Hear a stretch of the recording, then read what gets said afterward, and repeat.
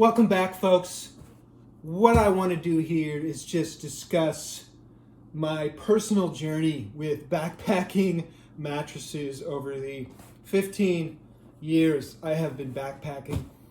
This year would probably be my 15th anniversary.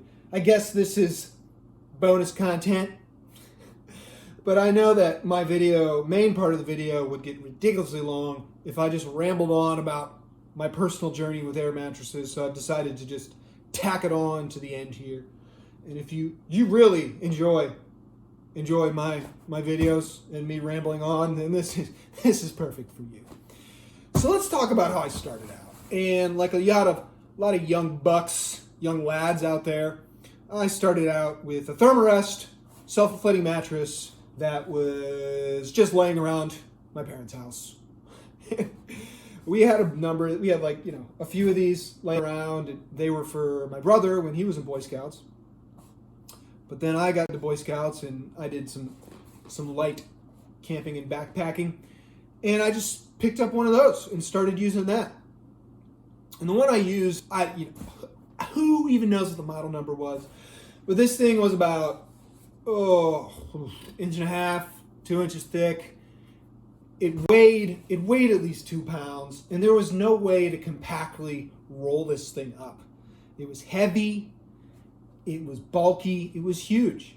And I backpacked with this thing strapped to my bag and it was comfortable enough in my younger years, when I was a teenager, early 20s. It was comfortable enough. It worked. I wasn't too picky about it, and I didn't really know there was much lighter stuff out there. I transitioned away from this thing when I got on a roving trail crew at Philmont Boy Scout Camp. If you ever heard of that, I worked on a trail crew. Technically, we're a work crew, did a lot of different things, but we carried all of our tools, all of our equipment, all of our crew gear, and there was very little extra space for personal gear. And our packs weighed ridiculously heavy, 75, 80 pounds. If not more sometimes, just stupid heavy. We like to prove how tough we were with how heavy our packs were.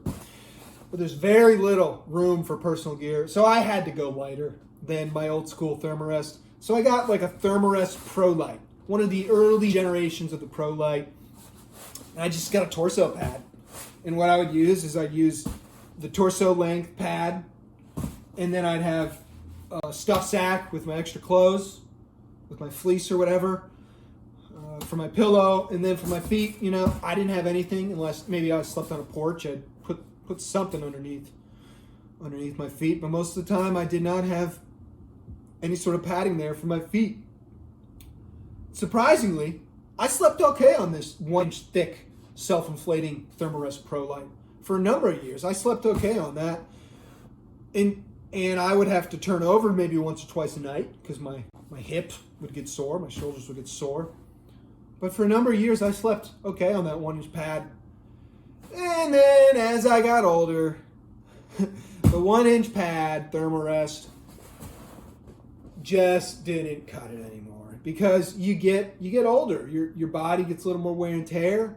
You need a little bit more comfort. Some of us go through that experience. By this time, my old Therm-a-Rest, I still had some laying around, but they were too big and thick.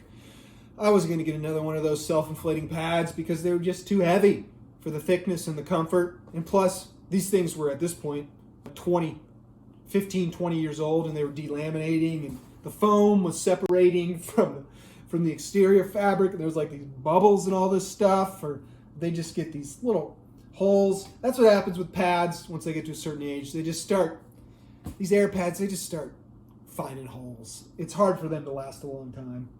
But they definitely got my money's worth. My family got our money's worth on those. So when the 1-inch thick Therm-a-Rest Prolite wasn't working anymore, I started searching around for a thicker inflatable air pad. Sort of like this Nemo Tensor, but definitely something of the thicker variety with a better weight savings than a self-inflating pad. What I eventually settled upon, this was about 2010, 2011, I settled upon an Exped Synmat, and I believe this was an uninsulated version. And the reason I got this because it was It was 3 inches thick and weighed like 16 ounces, 1 pound. I mean, that was great. I don't know, the Neoair, back in those days, it was only 10 years ago, but the air pad, the backpacking mattress in the past decade, the market has really expanded. There's so much out there, it's almost overwhelming. So I had that Exped, and it was pretty much the lightest I could get for that thickness. I know there was Big Agnes out there. I don't think those were as light in those days. The Therm-a-Rest Neoair X-Lite, I tried that. I had a friend who had it. I tried it for a trip. And the edge collapse of those horizontal baffles never worked for me. And then the thickness, it's only 2.5 inches thick, and that wasn't enough for me. I needed more than the Neoair offered, and once you got like a big square rectangular one, it got to be heavier than I wanted for. So I ended up with this Exped Synmat, 16 ounces, full rectangular, not mummy style, 3 inches thick. It was a pretty good deal. But I used it for a few years, but for some reason, the vertical baffles, what I mean by vertical baffles is the baffles shaped this way, unlike this has horizontal baffles. I don't have a vertical baffled mat. But anyways, it looks like a pull raft. I'm sure you know. If you're watching this video, you know what vertical baffles are. So they just weren't comfortable for me for some reason. The horizontal baffles were more comfortable, or some other sort of baffling system than vertical baffles. It just felt too, it felt like very pull rafty feel. I don't know. It didn't work. It didn't work for me. And it also felt very shifty at night. It would move around a lot. So I got tired of that Exped Synmat. And I started looking around, and I'm like, okay, I don't want the horizontal baffle ones. I don't really want another vertical baffle because it just doesn't work for me. I don't want a self-inflating pad. And then I saw like a Sea to Summit had this Sea to Summit Comfort Light, Comfort Plus, Ultralight, whatever. They had like these, they call them these air sprung cells. And it was really interesting because they tried to emulate that feel of a spring mattress. And then the top and the bottom would kind of be two separate chambers. They'd be separated. So it wouldn't be like, you see this and this Nemo Tensor has like I-beams, and the I-beams are in the same location on the top and the bottom. So like the I-beam is parallel. Well, on the Sea to Summit air sprung cell system, that this indentation, there would not be an indentation on the other side. So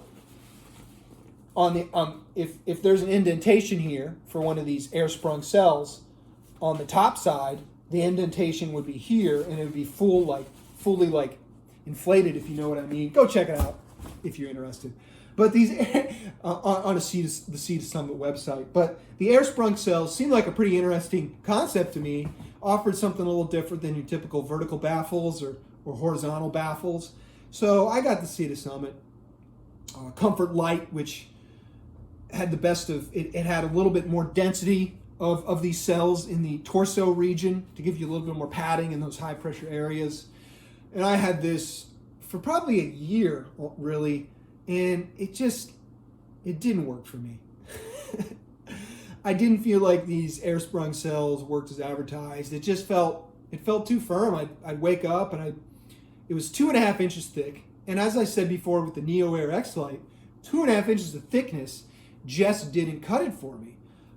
So I'd blow this thing all the way up. It felt too firm. I deflated a little bit to get a little bit more cushion, a little bit more bounce. And then I felt like I'm going all the way to the bottom. I'm bottoming it out on it. So I found I need at least 3 inches of thickness to feel real comfortable on and get a good night's sleep on an air mattress. This Nemo is 3 inches thick, and I feel pretty comfortable on this. After trying all of these different blow-up air mattresses, and then kind of realizing just after 3 or 4 different varieties, they really just didn't work for me, I actually decided to go back to self-inflating pads. A little bit of regression, but I decided to go back to self-inflating pads because I figured I can get 2 or 3 of these pads for the price of one blow-up mattress, because the blow-up mattresses tend to be very expensive, especially if they're insulated. So I actually ended up getting this Prolite Apex for the colder months. This thing has an R value of 3.8 or 4, and I'm going to use this. I use this for colder months. There is a bit of a weight penalty, but I'm okay with that weight penalty for the reasons I described earlier in this video about the advantages of self-inflating pads.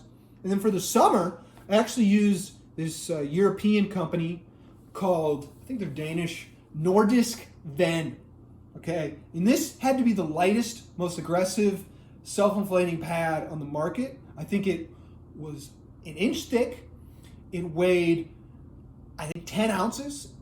And as opposed to a Therm-a-Rest Prolite, it met that weight goal by going with a lighter fabric. It went with like a 20 denier fabric, and Therm-a-Rest Prolites have a more thicker, robust fabric. And then the air coring system, it used 2 different types of coring within the foam of the interior chamber to drop weight even more. And then the mummy shape as well cut off a little bit of square footage to give you the most aggressively lightweight self-inflating pad. And I was going to use that for the summer, the 1 inch thick one for the summer with this accordion style fold up foam. Use that in the summer, and then use this slightly more insulated thing here for the winter. And that was my plan. Well, I really wish a 1 inch thick self-inflating pad worked for me, but I got reminded once again that wasn't thick enough. And even on my back, I'm really not a back sleeper, I'm a side sleeper. So I had to get rid of the Nordisk Ven for my summer, and I kept the Prolite Apex for the winter, still using this for the colder months, and in combo with the closed cell foam here for car camping. Although, God, I'll tell you what, like the Exped Mat, the REI, Camp Dreamer, or whatever, those things are very tempting to get for car camping. Very tempting. I'm probably going to cave and get one very soon. So now in the summertime, what I'm doing is I got the Nemo Tensor, and the Nemo Tensor uninsulated version, and then I use this to pad my knees and my feet. And that's my current summer setup, is this whole thing here. And I have to say, out of all the blow-up air mattresses I have used, I find the Nemo Tensor to be the most comfortable, based on how many times do I have to wake up in the night and turn over, and how sore do I feel in the morning. And this one, I really don't feel that sore in my joints, and I'm not waking up and turning over onto my other side too often with this Nemo Tensor. So I really like this, and I know there's thicker ones out there. Big Agnes has some ones that are like 4 inches thick, and I think Sea to Summit Etherlight is 4 inches thick, and those they'll come in at under a pound in the uninsulated versions. And so those are a little bit more thicker, but I'm finding this sort of modified horizontal. I mean, these are horizontal baffles at the heart, but they've got a little bit of like a dimple, sort of. I don't even know how you describe it. It's horizontal with a slight ridges and valleys and dimple there, and then it's able to cut weight by using this I-beam structure instead of a solid wall on the baffles. It uses the I-beam to cut down on material used. I believe that's what's going on. And then it uses a 20 denier fabric to cut weight. And my Exped Synmat also had a 20 denier fabric, and it feels pretty light. It feels like it's pretty fragile, but I never came close to poking a hole in the Synmat. I never had issues with that. So as long as you're careful with this, I mean, it is pretty much transparent. It's so thin, but as long as you're careful, pick your sites well, clean out your sleeping area before you set this down, it's okay. It works pretty well. So that's my journey. I've used a lot of different pads over the years, and gosh, self-inflating blow up. I never got into the closed cell. I never got into the closed cell pads because I always knew I would just never be comfortable on just this amount of thickness. It's just not for me. If I was a back sleeper, maybe it would work, but I'm not a back sleeper. I've never been. Maybe I'll have to convert to being a back sleeper if my hips get too beat up over the years. But I've never used closed cell. But I've used a large variety of self-inflating pads, blow-up pads, and different types of pillows. And I just find that the Nemo Tensor is my favorite blow-up pad of all time. This Therm-a-Rest Prolite Apex. It's for backpacking, it's probably my favorite self-inflating pad. There are thicker self-inflating pads that would be great for car camping. But this thing is pretty decent for cold weather backpacking in my experience. And then pillows. This could be a whole nother video of using the old extra clothes and the stuff sack as a pillow versus inflatable air pillow. And basically what I found is that I'll never be comfortable unless I bring like a freaking memory foam latex thick ass pillow backpacking with me. But yeah, I think I might make a whole nother video on backpacking pillows, because I've used a few inflatables in the sub 3 ounce, if not sub 2 ounce category, and this is my favorite so far, mostly because it's got this nice cover to it, and then it's also only 3 inches thick. And I find that these ones that are 4 to 5 inches thick, they're just too thick, and I'm like, I've got too much of a angle there. And then if I deflate it a little bit, it just feels too bouncy. So this 3 inches thick stays firm with the height I like, and I'm happy with this thing. Although it's not the greatest experience, so I might get myself one of those DCF, Dyneema composite fiber stuff sack pillows just to cut weight some more, because ultralight, you gotta have, if you got a pillow that weighs more than 2 ounces, you're a sucker, right? I don't know. Who cares pillows anyways? This is ultralight. I do, because I'm getting older and I'm sore. Okay, that's enough. This thing's gone on too long, but that's just my journey with backpacking mattresses. So if you have any questions about my experiences, leave something in the comments. I'll see you guys later.